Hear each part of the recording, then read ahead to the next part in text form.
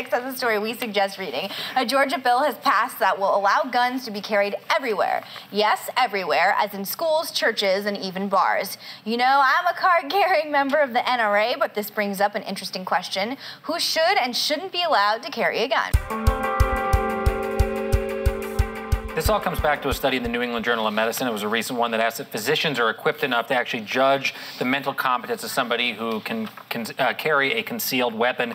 And evidently, the answer is no. Not enough of these doctors that are registered with the North Carolina Medical Board said that they felt confident enough to be able to do this and allow people to go get a weapon with their recommendation. A lot of people thought that there were ethical consequences of coming up with this no gun competence thing. And the majority says specialized physicians should address the competency. Which doctor would take the risk of saying, oh yeah, go ahead, you know, buy a gun, and then later find out he went up shot up a school? There's a place for medical health professionals and law enforcement, like Elliot Rodger, the guy that went and shot up UCSB. The cops did not declare him 5150, which is a psychiatric hold. They let him go. They just left his apartment. And if at that point the psychological evaluation had been done maybe by a medical professional instead of a police officer, not, you know, God willing to take that risk. I also think mental health issues and gun laws are two entirely different things. I agree with you. Find a doctor anywhere that's going to be like, I'm an okay who gets to buy a gun and who doesn't. And to me, this is like conversations that non-gun owners have about gun owners. The problem is a doctor's not going to realistically be able to get to everybody. But what about a step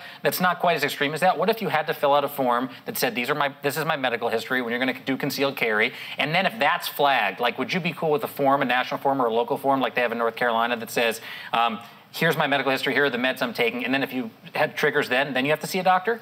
Yeah, you mean like before you buy a gun, you have to show your mental health records? I'm fine with that. My problem with having these kind of conversations is that I feel like I give people an inch and then automatically I have to go get a yearly physical and have a doctor okay for me to buy like a Colt 45, which is a smaller gun. And I just don't think it's logical. And I just like the biggest gun I've ever shot. Well, I don't know that this is exactly the answer, but I do know that there's a problem with guns in this country. And I mean, enough of these school shootings, and we need to find an answer, and we need to find it quickly.